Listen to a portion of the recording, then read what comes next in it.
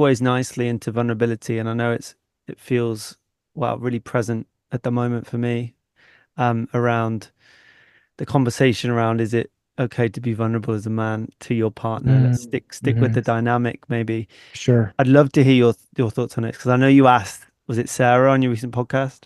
Hmm.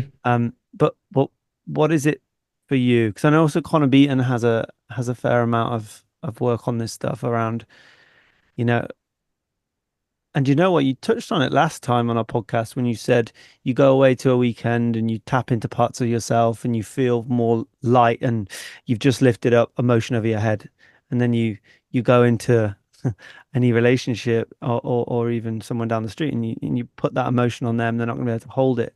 So there's never black and white. And I think looking for the black and white is also a problem and can be an addiction. So I'd love to hear your thoughts on this, yeah, around when you feel I'm it is okay to be vulnerable as a man. going to be really conscious with this answer. There are women who cannot hold it. There are women who will do exactly what the cliche says. You will be left, you will be shamed, they will lose respect for you, they will lose desire for you, they will think that you're their child and they have to play mommy and they won't want to sleep with you, they will leave you for it. There is definitely a chunk of women who will do that to men. How do I know that? Because 99.9% of men I've ever talked to have that lived experience. I opened up to my girlfriend. She said she wanted vulnerability. She said she wanted me to feel my emotions and see my tears. 2 weeks later, she called me a wimp. She packed her stuff and she left. Like that is a universal story. I don't have to hunt for that story. I don't have to interview 100 guys and get to like the 99th and be like, aha, finally it happened to one. It's the opposite. So it's a tough conversation, Chris, right? I still advocate it, but I advocate being vulnerable and sharing your depth with someone who's earned that vulnerability and earned that depth. Now that's a risk, right? You can say, wow, she did all the right things. She showed me her own vulnerability. We had little micro vulnerabilities that she could hold, but I cried and that was too much for her and she left. And I get that. I think the thing to speak to men is to say, this is the way I'm going to be in relationship. This is how I exist, Chris. I'm vulnerable in relationship. I have cried 50 times in front of my partner. I've had people die in my life. I've gone through hard shit. We've gone through hard shit. Never once have I had that put back on me. Never once.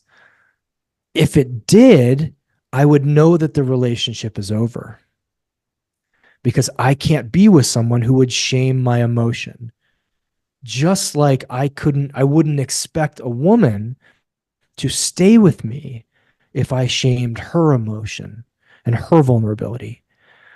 But now, that being said, that's kind of like handing your partner an emotionally loaded gun and Mm. being like, hopefully they don't shoot you.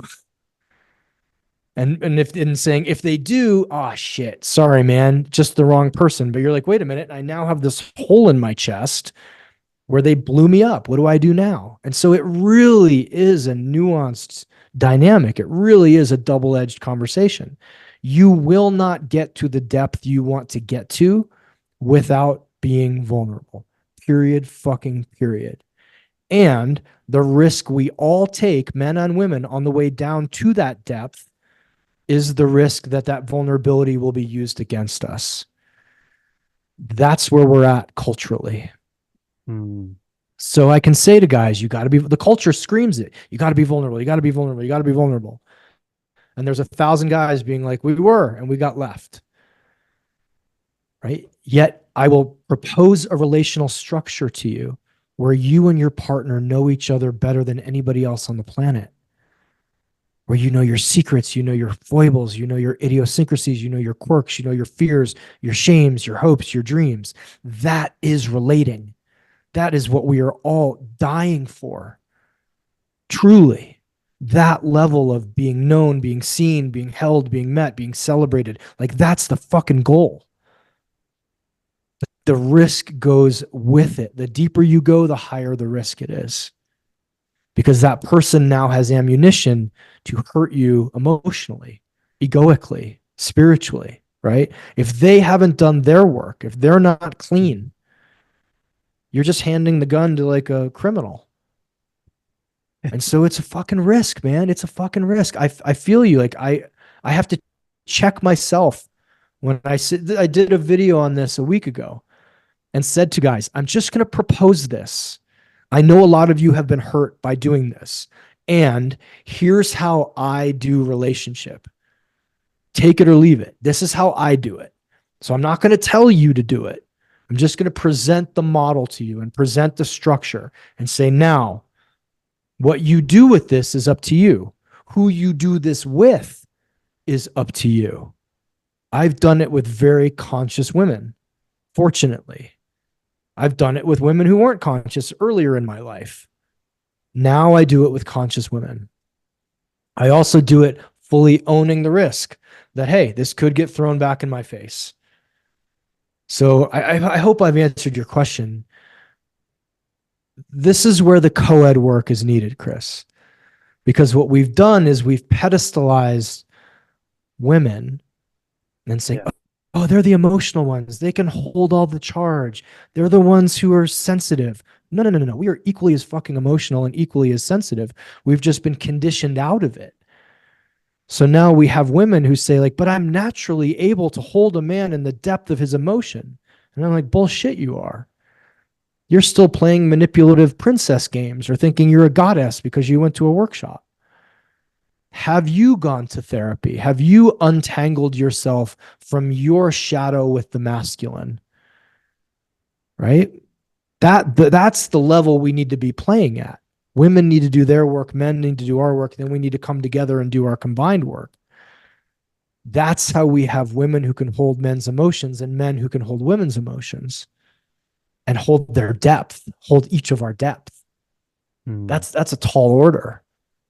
Yeah. It's a tall order when we have a society that's drunk, high, politicians lying, systems that don't work, like all the bullshit of the civilized world. Consciousness is sitting over here in the corner being like, we'll just wait. You guys can keep fucking stuff up. But whenever it's our turn, we'd love an opportunity. Whenever you're done bombing innocent countries and killing children, yeah, we'd love to maybe like have a voice in this whole thing too. Yeah, powerfully said.